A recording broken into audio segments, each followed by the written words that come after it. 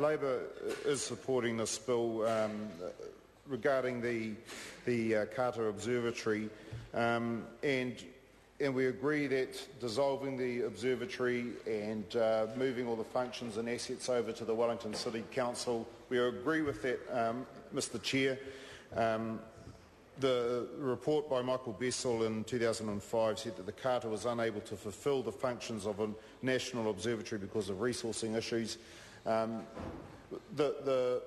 It's now become more of an educational and tourism facility. I saw just on the news tonight David Perks of Positively Wellington, the Wellington Tourism Board, standing there outside of the Carter Observatory as they were celebrating Wellington being named the most popular winter destination. And the Carter Observatory will complement that and other facilities such as Te Papa, such as the Zealandia Karori Sanctuary. So this has become a good asset for the Wellington City in terms of supporting the tourism industry here. It also provides a fantastic educational facility for school groups to come down to the observatory. The observatory provides lesson plans for teachers. It provides support for them. So this is a good bill, Mr. Chair.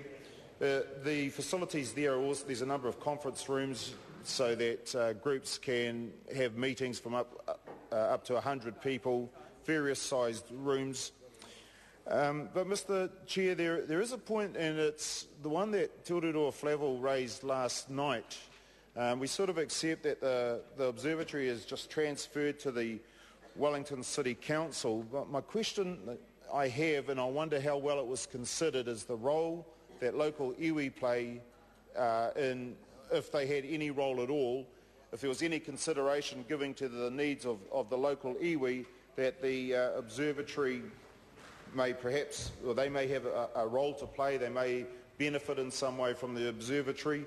There's at least half a dozen tribes in the area, Ngāti Toaranga Tura, Taranaki Whānui, Te Ātiawa, Ngāti Tama, Ngāti Runui, Ngāti Mutunga, and I just wonder if any of the members of those tribes were involved in this decision or had any input whatsoever. And I think that we just, it would be good to think that they in some way benefited from this facility that is on their land in their city. So, Mr. Chair, in terms of the education, this moving to an education and tourism facility, I believe, is a good idea. I don't think that in a city such as Wellington, with having an observatory with all the lights and everything around it, are the best conditions for an observatory to actually flourish. If we look overseas, there's an observatory stuck on the top of the highest mountain in Hawaii, where it's away from all cities and lights and that, so that they get a clear view of the night skies.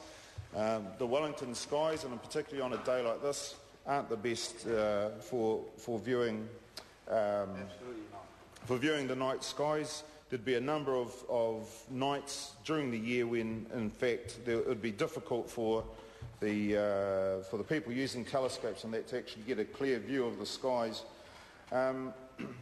So, as I've said, dissolving the Carter Observatory Board and transferring the assets of the Carter Observatory to the Wellington City Council is a good idea. I just think that we need to consider the fact that iwi probably haven't had a big say in this decision. It doesn't look like that they're going to really benefit in any sort of way having this facility in Wellington City, Mr. Chair.